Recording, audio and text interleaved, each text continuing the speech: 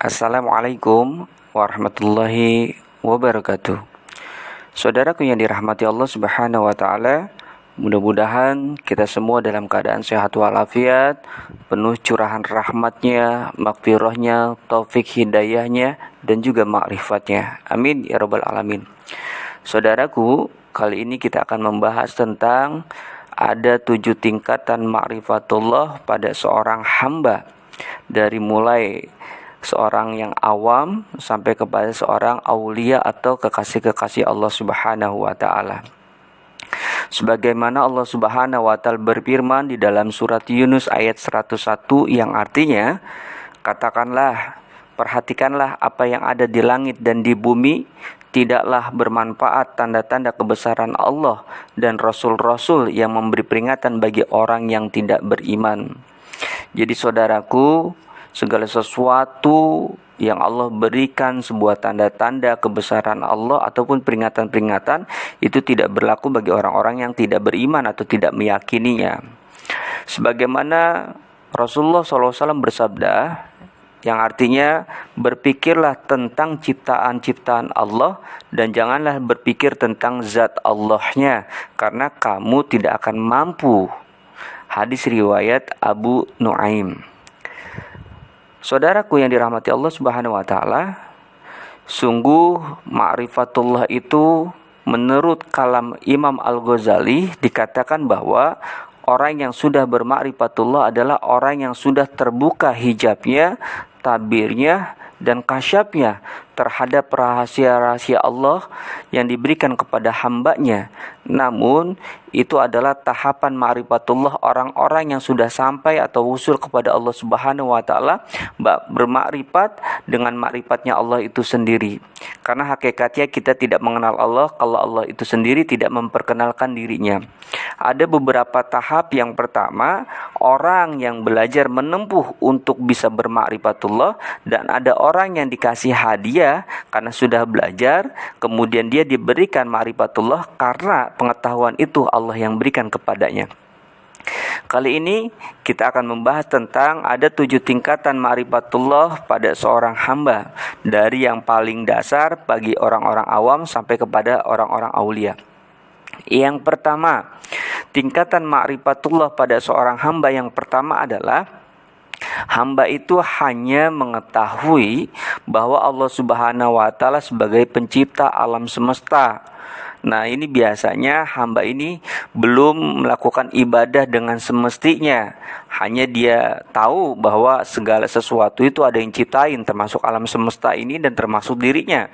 Namun dalam proses penciptaan itu dia tidak memahami, tidak meyakini jauh lebih dalam di lubuk hatinya. Namun ini sudah melakukan ma'rifatullah dasar bagi orang-orang yang awam. Lalu tingkatan yang kedua tentang ma'rifatullah pada seorang hamba yang kedua adalah mengetahui bahwa Allah Subhanahu wa taala sebagai Tuhannya. Nah, kalau tadi hanya tahu bahwa Allah sebagai penciptanya, kalau sekarang sudah mulai naik peringkatnya bahwa ia mengetahui bahwa Allah sebagai Tuhannya. Nah, ini sudah mulai melakukan ibadahnya mulai baik, tapi ibadahnya itu pun hanya sekedar kewajiban saja. Menanjak yang ketiga, tingkatan ma'rifatullah bagi seorang hamba adalah dia sudah mulai meyakini bahwa Allah Subhanahu wa taala sebagai Tuhannya, sebagai Sang Khalik yang harus disembahnya, ditaatinya, dan lain sebagainya. Dan ini mulai menjadikan ibadah itu sebuah kebutuhan. Dari mulai hanya mengetahui Allah sebagai penciptanya, kemudian meyakini, ya kan, bahkan setelah itu dia akan melakukan yang lebih baik lagi kepada tingkatan yang keempat, yaitu tingkatan ma'rifatullah seorang hamba yang keempat adalah mulai meyakini bahwa setiap kejadian di alam semesta ini atau kejadian yang dialaminya adalah atas kehendak Allah Subhanahu wa taala. Nah, ini dia sudah mulai mengetahui, kemudian meyakini bahwa atas sesuatu itu ada yang melakukan afalnya Allah Subhanahu wa taala atau kehendaknya Allah Subhanahu wa taala. Nah, ini biasanya mulai ibadahnya ada peningkatan dari ibadah yang dari mulai hanya kewajiban menjadi sebuah kebutuhan, akhirnya ibadahnya menjadi cinta karena Allah Subhanahu wa taala. Nah, kemudian di level yang kelima, tingkatan ma'rifatullah bagi seorang hamba adalah setelah mengetahui dan meyakini, kemudian memahami bahwa segala sesuatu yang terjadi itu semua atas kehendak Allah dan juga kebesaran Allah Subhanahu wa taala. Jadi ini levelnya sudah mulai naik, keyakinannya, pemahamannya, dan juga bahwa dia bukan hanya sekedar memahami segala sesuatu itu kehendak Allah, tapi juga menjadi sebuah kebesaran Allah. Dia mengagumi Allah Subhanahu wa taala dari yang sebelumnya. Lalu level yang keenam, tingkatan ma'rifatullah bagi seorang hamba yang keenam adalah dia sudah mulai menanjak lagi dari mulai mengetahui, meyakini, kemudian memahami, dan sudah mulai merasakan akan kebesaran-kebesaran Allah, keagungan-keagungan Allah, dan juga atas segala sesuatu yang dihadirkan dalam hidupnya oleh Allah kepada dirinya.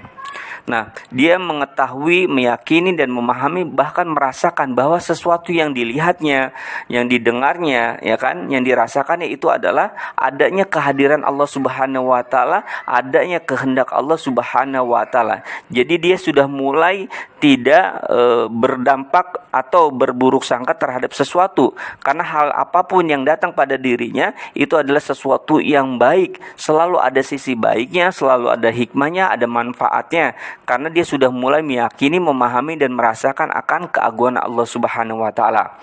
Nah, yang ketujuh, yang terakhir, tingkatan ma'rifatullah seorang hamba yang terakhir ini adalah subhanallah sudah mencapai proses tingkatan seorang aulia atau kekasih-kekasih Allah. Dia sudah mulai meyakini, kemudian merasakan, menyaksikan kebesaran-kebesaran Allah sampai dia melebur fanafi Allah, dan bahkan sampai kepada Allah, yaitu wusul ilallah. Maksudnya bagaimana? Melebur jati dirinya, hasratnya, hidupnya dengan kehendak Allah, bahwa apa yang digerakkannya, apa yang dilakukannya itu semua karena cinta Allah dan ridho Allah Subhanahu wa taala. Singkat cerita, orang-orang yang sudah wusul ilallah, bahwa hidupnya, ucapannya, pemikirannya, gerak-geriknya itu semua karena Allah, mencari ridho Allah, dan juga hanya mencari cintanya Allah Subhanahu wa taala.